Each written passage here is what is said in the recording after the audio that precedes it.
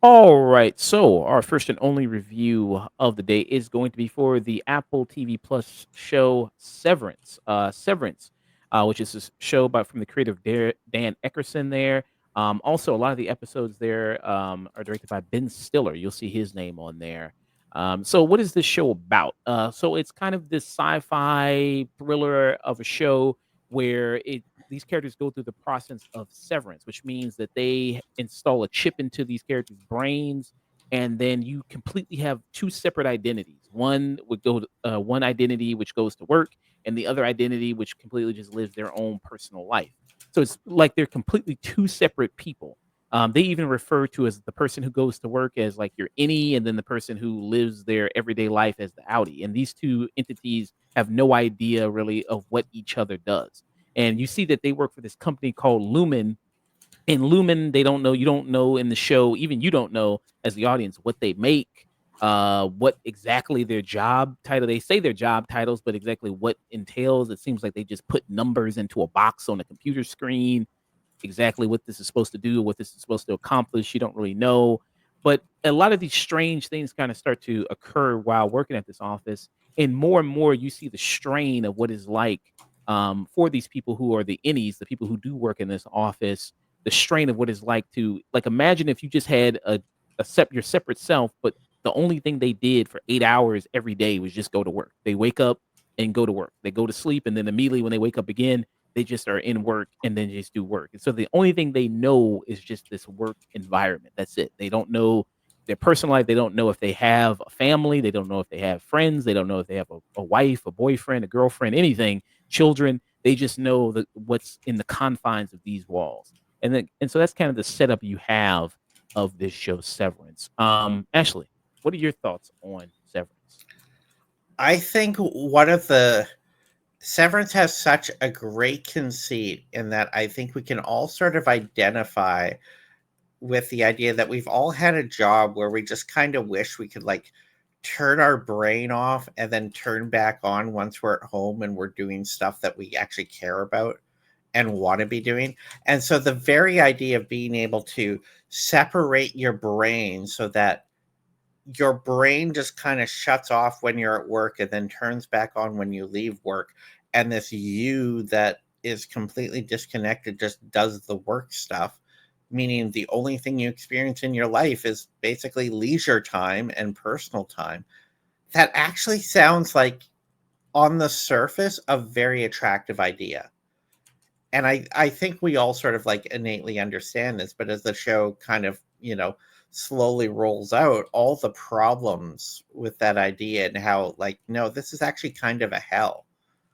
Mm, And it also rolls it into, I think you described it pretty well, just like the absurdity of this office environment where it is clearly not like a real office in a sense, where like the work they're doing is not real work, but because they don't know anything other than the work, they don't have context for how real it is or isn't. Their big accolade that they're all striving to achieve is a waffle party at the office. That's their big winning goal, is to get a waffle party. And so there's like this genuine kind of absurdity that like borders on office space, but also traffics in like weird mystery box alternate universe stuff like Lost. And so you end up with like those two different tones, and it surprisingly works really well. And it's very constantly off-putting and making you wondering, okay, where is this headed? mm, You're always questioning the show, trying to figure it out, and it's a little bit elusive. mm. And you brought up something I was going to bring up. You bring up like people have done the whole mundaneness of the office and the kind of soul crushing work that kind of goes into that. And Mike Judge did it with his film Office Space, which came out over 30 years ago now, about 30 years ago. And yeah, about just the constant working in this office, doing the same thing over and over and over again, the mundaneness of it all. You know, what is the meaning of it? And yeah, I mean, a lot of this was kind of a comedy. So this is kind of like Severance is kind of if you take something like this and you say combine it with kind of a sci-fi type aspect, a mystery type aspect of something like Lost, as well.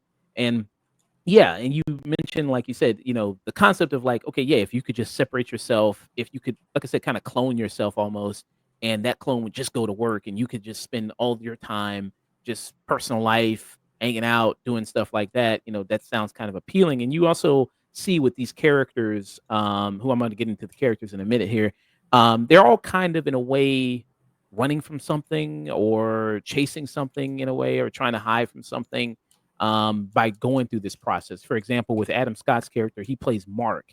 So you learn in the show that he recently lost his wife, and he used to be an educator, used to be a teacher, professor, and then yeah, after he lost his wife, it's kind of like he just lost a lot of kind of feeling there and wanted to kind of separate, disassociate. So he ended up signing for this program, which is the Severance, which we see in this world in kind of this sci-fi s world there, that it's this huge hot button issue politically. A lot of these, it's being fought in the courts, it's being fought, it's being supported by some big politicians there. You see that there's a lot of government influence kind of trying to push this idea of severance. Um, and so there's a big controversy in this world there of is it the right thing to do? Is it morally correct, for people to go through this kind of procedure? So that's kind of what's going on with him. You also got other actors here. John Turturro is in this, who plays Irving as well. You also have Christopher Walken in this, Patricia Arquette, who plays the boss in this. And you see, like, with some of the people at the higher up at the company. So she's kind of his one of his direct supervisors, Patricia Arquette, and she actually doesn't go through the process, as far as we know, of severance. She actually is able to keep her memories working at the office and Mhm. also her memories from when she's outside the office as well. Yeah, what do you think about the cast of characters in this? Well, and we learn really quickly that the Patricia Arquette character is basically installed as Adam Scott's next door neighbor in the outside world, and he doesn't know that he works with this woman, that this woman is his boss. And so she's basically just kind of keeping tabs on him in the outside world, which adds this whole layer of like paranoia to it that's really interesting. But the cast, it's like it's this is an all-star cast, it's kind of it's hard to complain about anyone that's in this show. Everyone does a great job, even from the names I'm a little less familiar with. The lead, basically the lead woman who is our intro into the show. Britt Um, Lower. yeah, who I had never seen before Severance. And she's fantastic, and she's more or less kind of our cipher entrance because the show opens with her waking up inside the office having just received the severance um, implant to start this job, and she has to basically go through training, and Adam Scott is directly training her. So we basically get introduced to this world through her eyes. And she's, of course, because she's new to it, she's questioning everything and whether or not she even wants to be there. So it's everyone in the show does an absolutely fantastic job, and especially Patricia Arquette, because it's been a while since I'd seen her do anything that was like really great, and she is genuinely menacing in this show. It is pretty awesome. Yeah. And you mentioned the part, yeah, where she's kind of installed as his next door neighbor. So you get like why, what is her motive there? What's exactly, why is she kind of spying on Mark there? Because she goes by a completely different name Hmm. there. And you kind of learn more why there. And yeah, mention some of the other people. Zach Cherry, who plays Dylan in it. And you also got Brent Lower, we mentioned there, who's kind of the audience avatar character who we see, we see what kind of goes on in this office, the daily routine that they're trying to implement with her. And she's replacing a person that we that got replaced before the show even starts, which is a character named Petey, who we do see kind of get reintroduced there, and we understand why he was replaced and what happened to him. And then Terrell Tillman, who does a great job, is Milchick. He's kind of like the person under Patricia Arquette there, and he also does a fantastic job there. He has a more direct relationship and seems like more of the enforcer there of people of the rules and kind of what goes down with some of the employees of the He's office. so matter of fact and cold and impersonal. in all of his delivery that is genuinely chilling. He is so good in the show. Mm, yeah. And where it kind of leads to is I said you're kind of on the edge of your seat, and it's kind of one of those shows that's perfect to binge because you're like every time you're just waiting to see like I got to watch the next episode to see what's going to happen Mhm. next, and I got to see what happens.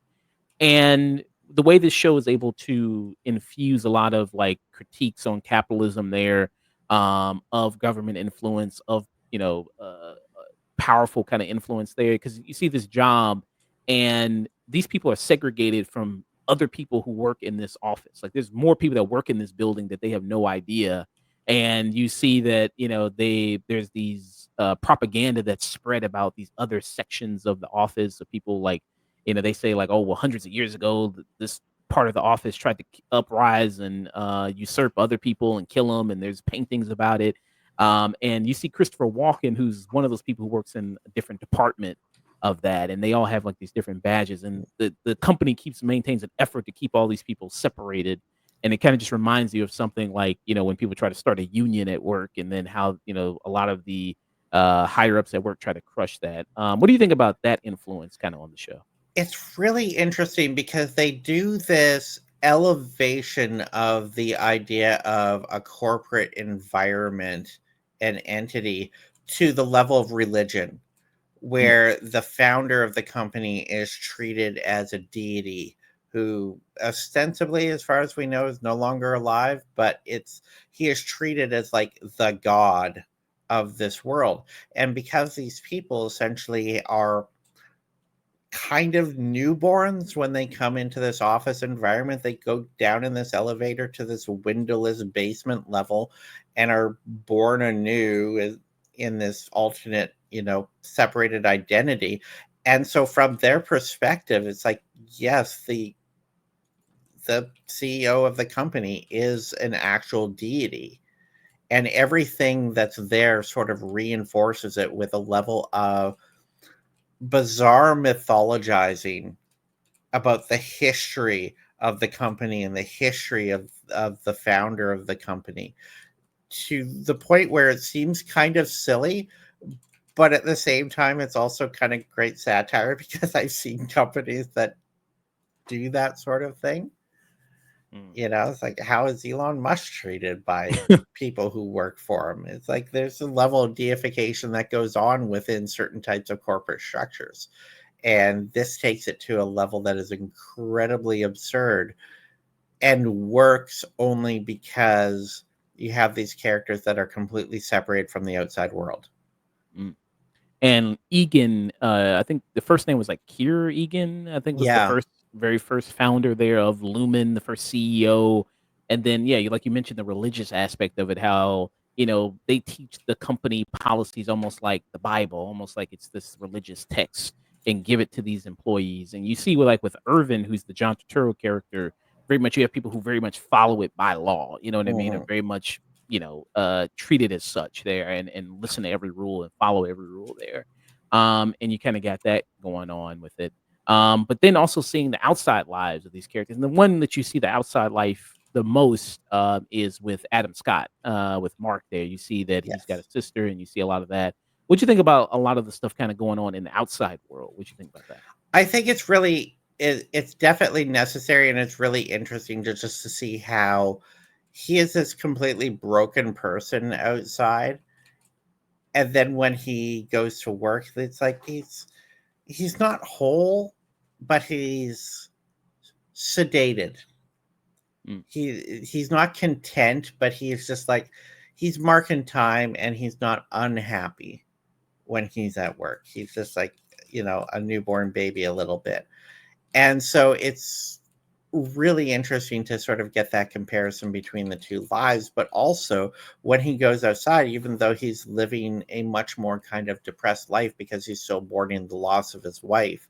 And, he has this a fairly good support structure around him of friends and family that are trying to help him get his life together and like be there for him while he's, going through this emotional process. Um, he's definitely living a much more kind of fulfilling and interesting life when he's on the outside. because the work life is just so kind of blatantly hollow and pointless. And so it ends up, you know, really making you question, like, okay, what's better, to be sedated and occupied with mundane pointlessness, or to be depressed and actually engaging in life? Mm, yeah, and you see, like, it is with him, you see the distinction between the 2 different personalities, because you see when he's on the outside, you see that his shoulders are more slumped, he talks a little bit more lower, he kinda mumbles to a degree, yeah, you see kind of the weight of life, kinda weighing him down there when he's on the outside, but when he's at work, you see a little bit more somewhat of a chipper personality, a little bit more standing upright, voice is kinda different, Mm. and you kinda see the difference there between the 2. And as well as a show of how weird it is and with the sci-fi aspects, it also doesn't forget to be very funny as well. There's a lot of really good humorous moments there from Hmm. that, and you see that with, I mean, you got Adam Scott, who's a comedic actor. He's been in a lot of different comedies. People know he was in Parks and Rec, and he was also in Step Brothers as well. He's been in quite a bit of comedies himself. And this is also a lot of the episodes, as I mentioned before, is directed by Ben Stiller, who's a comedic legend himself as well. What do you think about the comedy aspect of the show?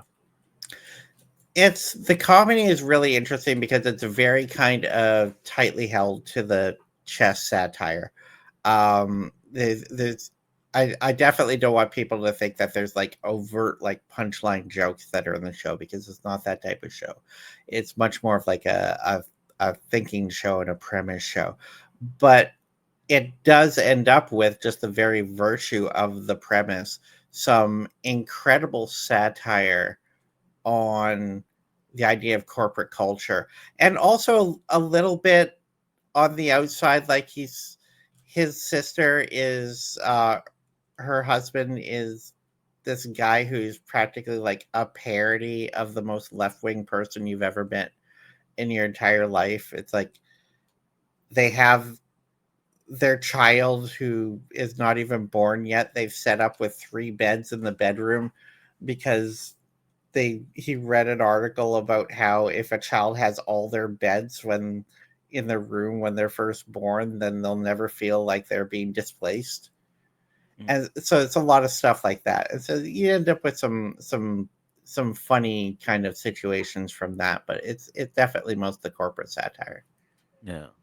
Um, and with them, and I mean, you see with his sister and then his brother-in-law, it kind of some good comedy moments with them as well.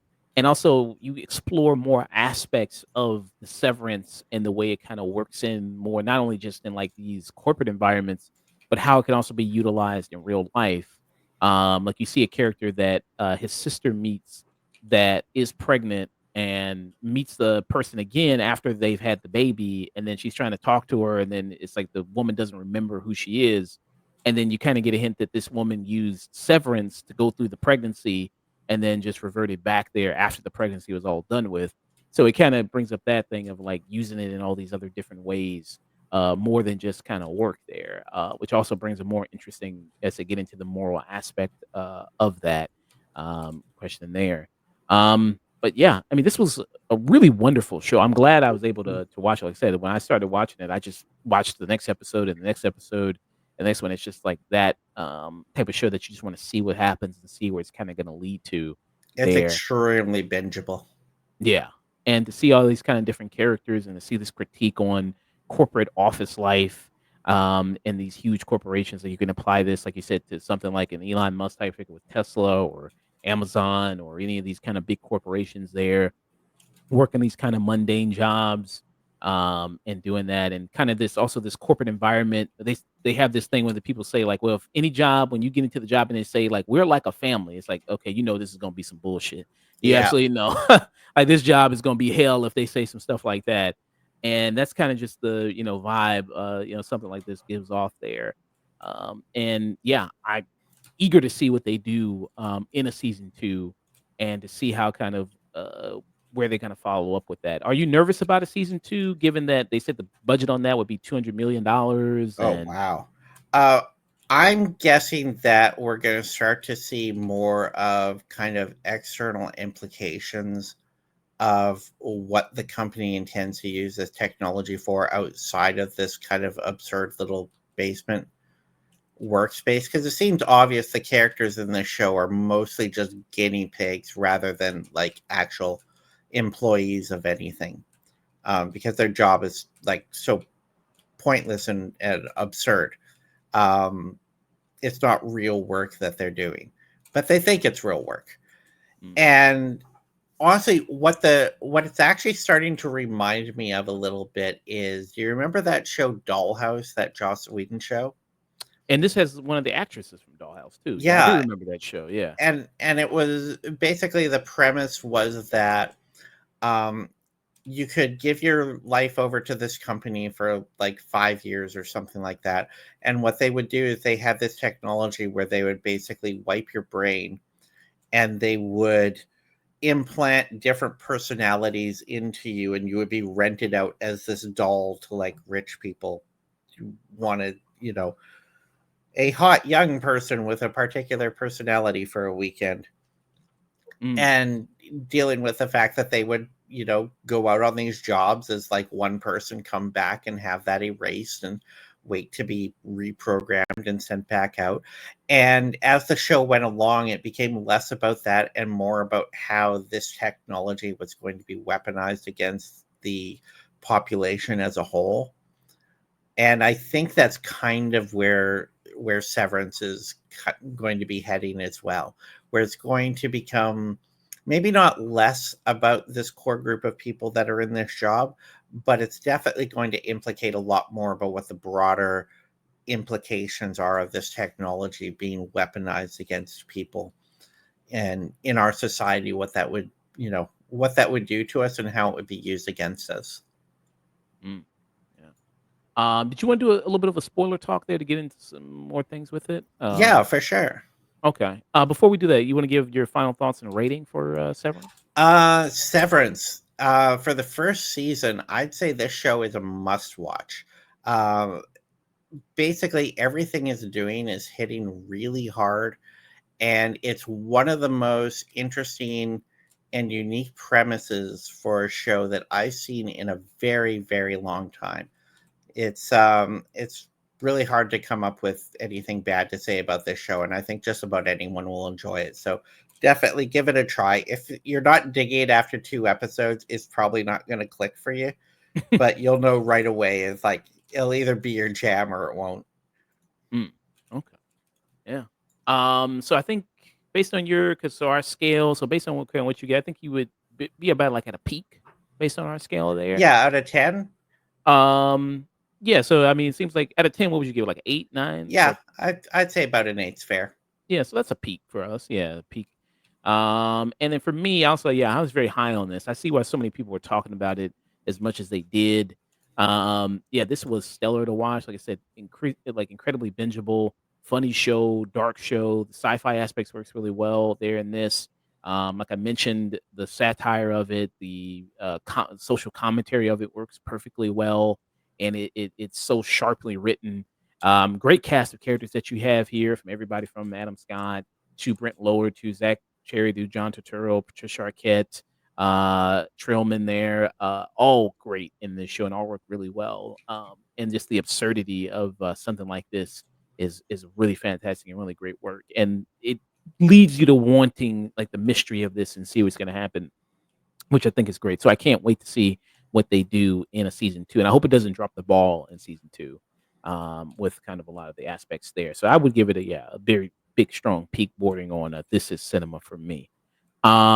So for the spoiler talk, so anybody who hasn't seen it, this is when we're going to be discussing spoilers there. So I highly recommend you watch the show, then come back if you have not seen the show, because we're going to get into spoilers. So you learn with Patricia Arquette. Like we mentioned before, her character is installed as his next door neighbor, Mark's next door neighbor, and increasingly you learn more and more why she's there. And it seems like you mentioned the thing that a lot of these workers, it's probably going to get more revealed in season 2, that a lot of them seem like to be guinea pigs, that they're just experiments to see how this severance program actually works and to see what are the limits to this program. Because you see that a lot of it seems to be testing the power of the chip there of Severance, because you see in this show there's a wellness counselor, who I Mhm. mentioned is the actress, from, as you talked about the show Dollhouse, didn't she, Latchman, I think is, I'm probably butchering that, name really Yes. hard there, but she plays Miss Casey, so she's like the wellness counselor for the people there that the employees go to, I guess, if they're having a rough day, or one of the characters, you see Brent Lower's character Helly, she through multiple times self harms in the show, and she has to go to her and actually watch her and over things like that. But you learn the big reveal is that Adam Scott, his wife, didn't actually die. He's under the impression she died in a car crash. She didn't actually die, and she's actually working at the office. And I think part of the reason that they have her there is to see that maybe can there be some type of hint that they actually know each other? Can the body or the brain push past the chip Mhm. and recognize those familiar kind of connections with somebody? Can something kind of set it off? But it So also opens up the giant ass questions like, well, he obviously thought she was dead, so they faked her death to bring her into the severance program, and then with the idea of also getting him to volunteer for the severance program. I don't know exactly how this is going to play out, but it definitely alludes to something a lot more sinister going on. mm. And you learn more about some other characters as well, about their kind of reason. For instance, the Helly character, who is the audience avatar character, you learn that she's the daughter of the CEO of Lumen, and she's a Egan herself. And the reason she got put there is basically she's doing an undercover boss type thing. She's there to Yeah. kind of promote the program of Severance, to go like, hey, it's not so bad working here. Look at me. I worked here and it was fine. And I had all this fun and did this, even though in the show we see that she tries to hang herself, she tries to cut off her fingers there, the Severance version of herself, the any. And also, another thing in the show is there's moments where your Audi gets to speak to the any, meaning they film like a videotape and they play it in front of the person working in the office, the identity that's working there. And so you have Helly, who has her inner self talking to her via the videotape, and then saying like, you're not even a real person, you're not even real, and you're just here, you're going to do this job, you're going to serve this purpose, and then that's it, because that's what I decide, I'm in control, which was just such a shock to her. Oh, you going to say To me, that was the really exciting plot twist, was learning Helly's whole sort of backstory, how she's doing this undercover boss thing. Because the identities are so separated, the only time we ever see her is down in that basement when she's working as like a new trainee at this company and trying to like get the lay of the land and figure out what she's doing there. And she's doing everything she can to get out because she hates it there.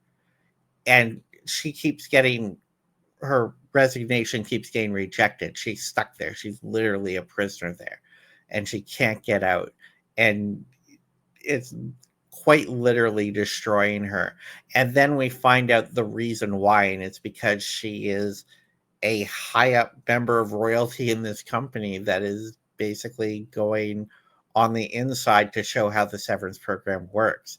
And I thought that was just such an interesting and delicious plot twist because it doesn't actually change how that character is going to operate in that environment, because technically the version of her that's at work still doesn't know. But now we, the audience, have a little bit more advanced knowledge about what's the workings of what's going on here. And it's kind of delicious to watch. and this is the video right here, this is the clip of her talking to herself there. And this stresses the point that it really is like two different people. I mean, your work self and then, yeah, your kind of outer self there. And people always talk about like, hey, you have your work personality and you got your outside personality. Like the way you behave Mhm. at work is not how you're going to behave, outside, obviously because of the environment. But yeah. And they really use these videos as a form to sort of like um, make the person feel convinced by someone that they recognize themselves that they chose to do this voluntarily. I also received and responded to your previous request. I assumed that would resolve the issue, but now Miss Cobell says you threatened to cut off your fingers? I understand that you're unhappy with the life that And you've been look at that given. link. It's like you are instead of, you know what I Mhm. mean, I'm unhappy or anything. Like it really stresses that. You see that. But you know what? Eventually, we all have to accept reality. So, here it is. I am a person. You are not. I make the decisions. You do not. And if you ever do anything to my fingers, know that I will keep you alive long enough to horribly regret that. Your resignation request is denied. So dark. Yeah. Yeah, it just kinda that kinda crushes her in a sense there. That kinda revelation, like I said, you're just existing these kinda moments here, that's it, these 8 hours. And then even with the Miss Casey character, you see, it's even because she's just a part-time person, so she only awakens, like, at max, like, maybe 4 hours every couple of weeks or every week or so, and then that's about it. And yeah, that's the only time she just exists in the world is just through that. And you kinda yeah, it makes you kinda break for these people that are working. Well, and even though we see these people like in their outside worlds occasionally, a majority of the time is spent in the workplace, in this underground. So it is like it's this version of Helly at work that's trying to get out. It's this version of Adam Scott that's just kind of this docile cow at work. These are the people who we are identifying more with than the people that are on the outside, because these are the people we're spending a majority of our time with, and also the versions of them that we're first introduced to. And it's like the outside world versions are a little bit secondary to that. Mm. With John Turturro's character, like I said, every these characters kind of have a reason for maybe being there, and you see it with John Turturro. You see at the finale of the show, because all the characters kind of concoct a scheme there to get out, to basically take the company down, in order to expose to the world what the company is doing to them, how unfair these working conditions are. And they all kind of get radicalized in a way. You Mhm. see, especially them. You mentioned the character of his brother-in-law, who's kind of this faux intellectual kind of guy. He wrote a book there, and the book ends up getting into the office there because Patricia Arquette's character steals the book because she's looking for secret messages in it and everything like that. And then Tillman's the one that kind of leaves it behind, and the characters pick it up in the office. And you gotta think, like, when they're reading this book, like, this is all kinda crap you hear from all these other self-help guru type books and things like that, but to them, this is the only book that they've ever read in their whole lives, so this is, like, Yeah. brand new, fresh information, like, it's revolutionary to them, and it helps inspire them to lead kind of this worker revolution against the company in there and to kind of fight back. What did you think about that? I thought that was hilarious, and, like, I think you touched on it perfectly, how it's because they've been completely cut off from information, um, with the whole severance process that divides their brains, that this one book now all of a sudden becomes like a piece of holy text to them. And even if it's bad information, it still puts them on this path. And it sort of gets to just how little it takes to actually like get people away from, okay, like here's the one thing you want to show them and propagandize to them is the way in which you're supposed to live, and how little information it actually takes to plant the seeds of doubt in that, for people to realize, wait a minute, maybe this isn't how it's supposed to be. And you see that sort of division starting to form in the people down there. And I think that's definitely going to play off in the long term in a very interesting and and very yummy way that I'm looking forward to. Mm. I think we're going to see a full on worker revolt at the office. And you see with the John Turturro character, he's the one that goes to the other department and tries to, actually find out, like, is it true what they say about this other department? You know what I mean? That these are these evil people that work here. And he does that and kind of starts a relationship with Christopher Walken's character. And you see that kind of starts also radicalizing him in that. And then you see the outside life with Irving is that it maybe is hinted that he used to be in the military, and maybe that was the first time they ever tried the severance, and maybe he's got maybe some form of PTSD, so this is a way of escaping from that. And then in the outside world, he's a painter who, listens to heavy metal, listen to hard rock music. And when Mhm. he paints, we see in this show, like, people kind of, when they, I guess, have outlived their purpose or they're officially fired from the company, they kind of get reset, I guess, in a way, and they go down this long, dark hallway into this elevator. Yeah. You see that happen with the Miss Casey character. Um, and you see that possibly that's what season 2 is gonna be about, is about rescuing her and getting her out from there. What do you kinda think about, that? About how they exit the company? Yeah. Yeah. It's, honestly, I gotta be honest, I watched the show when it first came out, and I went back and rewatched a couple of episodes, and so I need to catch up again on the rest of the first season. I don't remember a lot of that stuff. Um, but one thing I did wanna say was that the the sort of paranoia in the work environment and the radicalization in the work environment. One thing that sort of reminds me of a little bit is workplace unionization. Mm, How you'll have when the conditions at a workplace aren't that great and people decide to start trying to unionize the workplace, all of a sudden you enter into this adversarial relationship between the people who work there and the company themselves. And there are a lot of kind of nasty, underhanded things that some companies will try to do to stop workers from unionizing, to the point where it becomes dangerous to even talk about it or to try to communicate with your other coworkers about unionizing. You have to try to find some way to do it not on company grounds and without the company finding out about it, if the company is going to be adversarial, until you can get enough people on board that you're going to have a vote. And that same sort of kind of workplace paranoia where the company is basically holds all of the cards and has all of the power and can utilize one employee against another is sort of at play here. And it it really feels similar to that sort of kind of dynamic that we see play out in real life. mm.